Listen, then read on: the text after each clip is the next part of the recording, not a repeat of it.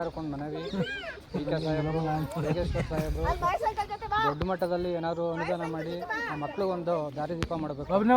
ಎಜುಕೇಷನ್ಗಾಗಲಿ ಇನ್ನೊಂದಕ್ಕಾಗಲಿ ಮತ್ತೊಂದಕ್ಕಾಗಲಿ ನಿಲ್ಲಬೇಕು.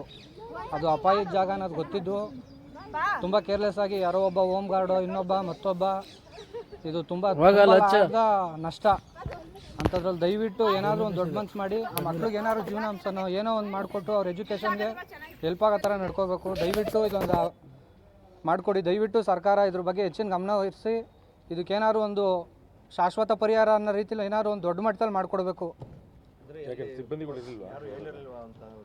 ಏನು ಇಲ್ಲ ಸಿಬ್ಬಂದಿಗಳು ಯಾರೋ ಹೋಮ್ ಗಾರ್ಡ್ಗಳು ಎಲ್ಲೋ ಅಂತ ಇರ್ತಾರೆ. ಅವರು ಯಾರು ಅಷ್ಟು ಕ್ಲೀನಾಗಿ ಯಾರು ಕೆಲಸ ನಿರ್ವಹಿಸಲ್ಲ. ಈಗ ಸುಮ್ಮನೆ ಇವ್ರ ಮೇಲೆ ಜವಾಬ್ದಾರಿನ ಹೊತ್ತಾಕ್ತಾರೆ ಅಷ್ಟೇ, ನಾವು ಹೇಳ್ದೋ ಬಿಟ್ಟು ಅಂತ. ಇದು ಬೇಜವಾಬ್ದಾರಿ ಆಗಬಾರ್ದು. ದಯವಿಟ್ಟು ಇದು ಸಾವು ನೋವಿನ ಪ್ರಶ್ನೆ. ದಯವಿಟ್ಟು ದೊಡ್ಡ ಮಟ್ಟದಲ್ಲಿ ಇದಕ್ಕೇನಾದರೂ ಒಂದು ಪರಿಹಾರ ಘೋಷಿಸಬೇಕು.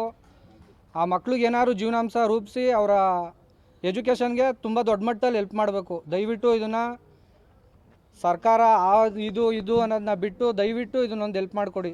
ಆ ಮಕ್ಳಿಗೊಂದು ದಾರಿದೀಪ ಮಾಡಿಕೊಡಿ. ಕಿರಣ್ ಅಂತ ಕೊಲಿಗು. ಹಾಂ, ಇದು ಆ್ಯಕ್ಚುಲಿ ಡಿ.ಕೆ. ಶಿವಕುಮಾರ್ ಕ್ಷೇತ್ರ ಸರ್ ಅವ್ರದ್ದೇ ಆಗಿರೋದ್ರಿಂದ ತುಂಬ ದೊಡ್ಡ ಮಟ್ಟದಲ್ಲಿ ಏನಾದರೂ ಒಂದು ಹೆಲ್ಪ್ ಮಾಡಬೇಕು. ಮಕ್ಳಿಗೆ ಎಜುಕೇಷನ್ಗೆ ಒಂದು ದಾರಿದೀಪ ಮಾಡಿಕೊಡ್ಬೇಕು ಅವರು.